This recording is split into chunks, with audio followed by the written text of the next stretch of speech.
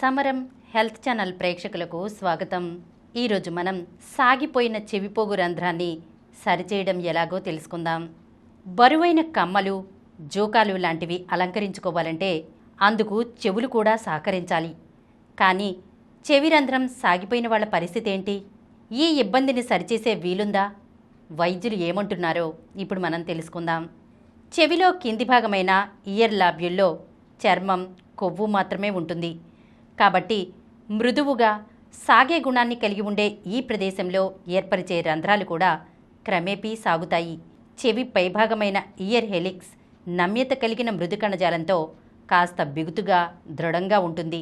కాబట్టి ఇక్కడ ఏర్పరిచే రంధ్రాలు సాగవు. అలాగని ఇయర్ లాబ్యూల్ అందరిలో ఒకేలా ఉండదు. కాబట్టి అందరికీ సాగిపోతుందని అనుకోవడానికి కూడా వీల్లేదు. ఈ సమస్య ప్రధానంగా శరీర తత్వం మీద ఆధారపడి ఉంటుంది. ఏది ఏమైనప్పటికీ కొందరు మహిళల ఇయర్ లాబ్యూల్స్ సాగిపోతూ, తెగిపోతూ ఉంటాయి. దుస్తులు మార్చుకునేటప్పుడు లేదా పిల్లలు కమ్మలు పట్టుకుని లాగేసినప్పుడు ఇలా జరగవచ్చు. కొందరికి గాయమైన ప్రదేశంలో కండ పెరిగే కిలాయిడ్ సమస్య ఉంటుంది. ఈ కోవకు చెందిన వాళ్ళు ఇయర్ హెలిక్స్లో రంధ్రాలు చేయించుకోకుండా ఉండడమే మేలు. ఈ సమస్య ఉన్నవారు గన్ షాట్కు బదులుగా సంప్రదాయ పద్ధతిలో భాగంగా చేత్తో చెవి లాబ్యూల్కు రంధ్రం చేయించుకోవడం ఉత్తమం.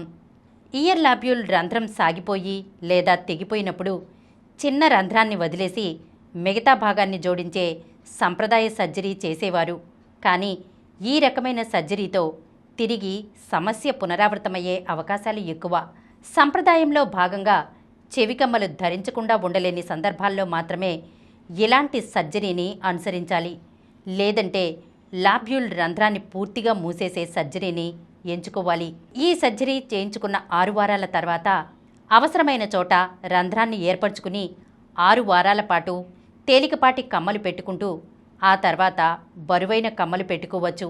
ఈ రకమైన సర్జరీతో ఇయర్ లాబ్యూల్ రంధ్రం సాగిపోయే సమస్య ఉండదు. అరుదుగా కొందరిలో ఈ భాగం పలుచుగా ఉండి కొన్నేళ్లకు మళ్లీ రంధ్రం సాగిపోవచ్చు. ఇలాంటి అరుదైన సందర్భాల్లో ఇయర్ ఫెలిక్స్లోని మృదు కణజాలాన్ని సేకరించి ఇయర్ లాబ్యూల్ లోపల అమర్చి చర్మాన్ని మూసేసి గాయం పూర్తిగా మానిపోయిన తర్వాత రంధ్రం చేయొచ్చు. ఈ సర్జరీతో సమస్య తిరగబెట్టే అవకాశం ఉండదు. సాధారణంగా పియర్సింగ్ కోసం గన్స్ను ఆశ్రయిస్తూ ఉంటారు.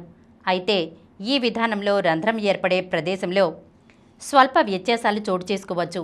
ఇయర్ లాబ్యూల్ మరీ చిన్నగా ఉన్నవారిలో 1 లేదా 2 మిల్లీమీటర్ల వ్యత్యాసం కూడా పెద్ద తేడాను సృష్టించవచ్చు. అలాగే ఈ విధానంలో అమర్చే ఆభరణాలు కృత్రిమమైనవి ఉంటాయి. దాంతో కొందరికి అలర్జీ తలెత్తవచ్చు.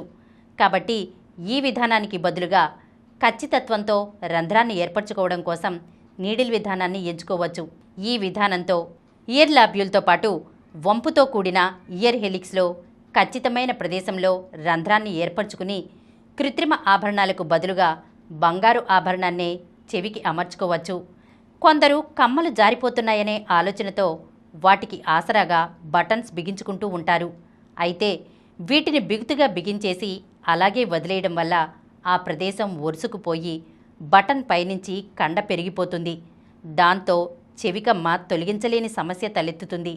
ఇలా జరగకుండా ఉండాలంటే అప్పుడప్పుడు కమ్మలను తొలగిస్తూ ఉండాలి. కమ్మలతో తలెత్తే అసౌకర్యాన్ని పరిశీలించుకుంటూ ఒరుసుకుపోకుండా చూసుకోవాలి.